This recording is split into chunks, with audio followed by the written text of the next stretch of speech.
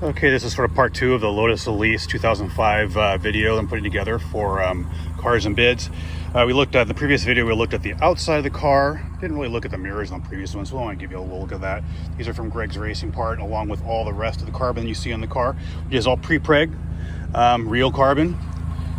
The box, and on the wings, and then on the splitter, which I mentioned before, and then on the headlight assembly. This is all carbon in there, which you can't, sort of hard to see, but there you go. You can see the carbon underneath there. Additionally, there's a tiny little bit of carbon back here in the back, sort of a nice little touch. So there's no plastic that's really shown on the outside of the car. We roll in, we can see, since I was on the topic of carbon side sills and a door opener, and then we see the binnacle here. It's flat carbon.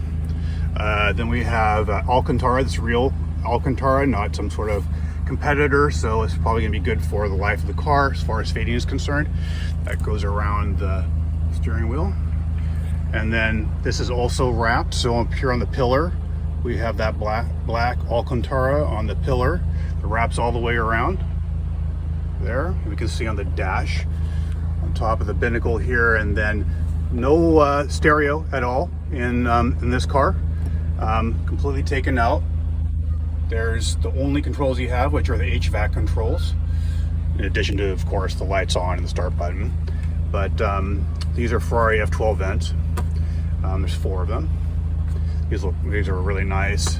The HVAC system in here is as good as any of the release, which means it's not good at all. There's a door card, leather and Alcantara. When we roll down here, you can see the matching chrome tan leather, and then the veg tan here, which makes a nice sort of look. And we've got sort of map case stuff here in the back. You can sort of see through here. Some of the pictures might do a better job than the video of demonstrating these, but I'll go ahead and roll through here with the video since we're here. These tilt seats, as mentioned in the ad, are going to be width constraining. If you have a waist of, I would guess, about 36 inches or greater, you probably will not fit in the seat. I don't know what the cutoff is exactly, and of course it depends on how you wear your weight, but these seats are narrow. So if you're considering purchasing this car, you need to make sure you fit in the seat or have a way of swapping these out. They make a larger version of this seat, but I don't know if it would fit, honestly. They call it, I think, the XL, T5 XL, I believe. I'm not sure it would fit. I can't say it would or it wouldn't. I don't know. Go through here, we can see this is the Sector 111 aftermarket shift assembly. This is mated to newer stainless steel cables that were put in about 5 years ago, and a short shift kit, which was a big improvement. The car, as mentioned in the ad, we've got 3 gauges here: oil pressure, temperature, and voltage. Only the pressure gauge works. The temperature and the voltage do not work. And you can see the OBD2 port there as well. Roll down here and take a look at the nice little floor mats and this quilted back. This is about the nicest Elise interior you're probably ever going to see. I think it does a good job of matching the analog old school feel while giving it a much better feel inside here. It's a nice place to be. Let's see, did I forget anything? Let's take a closer look at here. Oh, let's open up this sort of case back here. So there is you got space for some stuff. And a nice little cork print on that guy. And then we can drop in here and see this space in here. It's got the Elise space, but now covered up, just sort of nice. Same thing with this.